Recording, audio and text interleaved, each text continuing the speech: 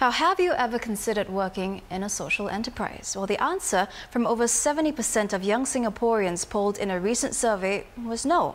440 of them took part, and only 16% say that they regard social enterprise as a profitable business model while doing good in society.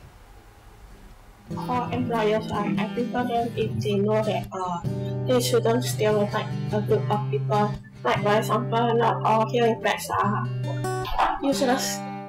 You also actually can. So you're hearing that from Ivy Lu and Chan Ying. They're both hearing impaired, but they're of course very dedicated graphic designers at a local social enterprise called I, where what the company does is it packages candy as gifts and goodie bags.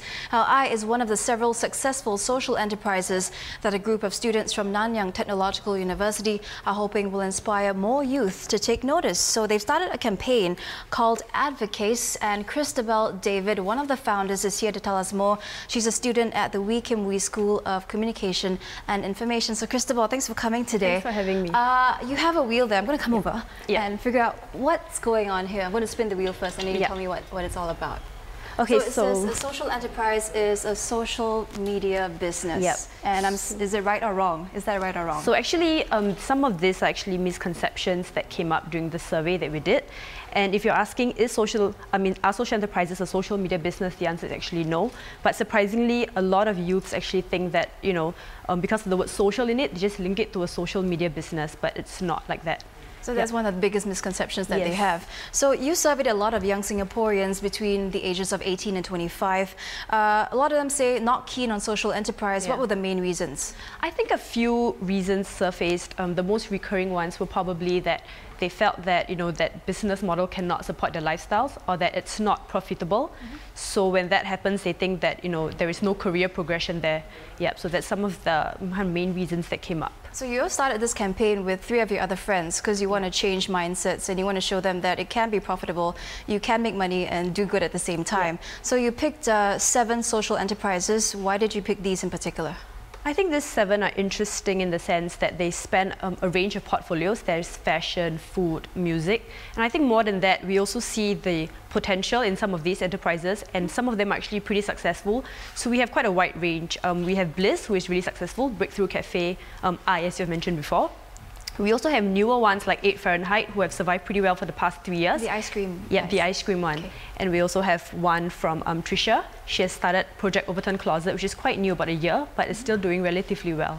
Okay, so you've also found, interestingly, that there's a talent crunch in the sector. So you interviewed some of the founders of these social enterprises. What did they tell you about the manpower issues that they're facing? Okay, so I think basically what they did say, which really makes sense, is that a lot of social enterprises cannot grow, or the industry in Singapore has yet to see a big growth because there is a lack of talent here, basically. So people don't want to work in a social enterprise, but they want to start up social enterprises. So that becomes a problem when you're too many people like setting it up, but you don't have people working in the social enterprises.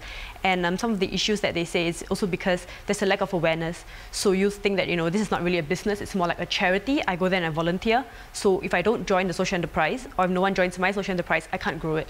Okay, so 4 young girls, very passionate about social enterprise. Why do you feel this way, and would you go into that when you graduate?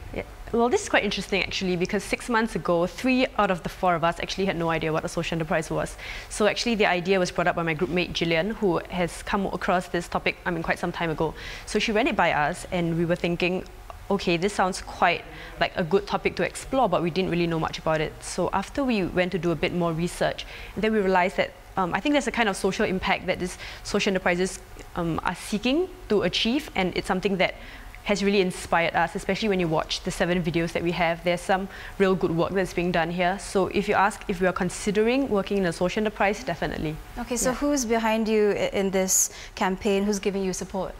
We have quite a few partners on board. We have DBS, we have the Social Enterprise Association, and we also have Scape as our main partners on board, amidst a few other campaign partners, and our school also. All right, so tell me a bit more about your campaign, your call to action. You're getting teens to come, sorry, not teens, but university students to come together to brainstorm about issues. So we actually do have 2 events. The one that you're talking about is literacy. So that's a 12-hour long brainstorming challenge where teams actually come down and they kind of give ideas and they talk about some of the problems that are faced in the social enterprise industry, and then they seek to achieve some kind of proposal or solutions that could help to alleviate these problems. Yep, and the other one is Vibrancy, which is a public event happening on 1st March. So that one is more fun, more interactive, and we have quite a few social enterprises coming down, 15 to be exact. Also, people can learn more about it. Yeah. All right, thank you very much and good luck to you guys. Thank you. And that was Cristobal. You can check out their website. It's there on the screen if you want to find out more about their campaign. And before we go,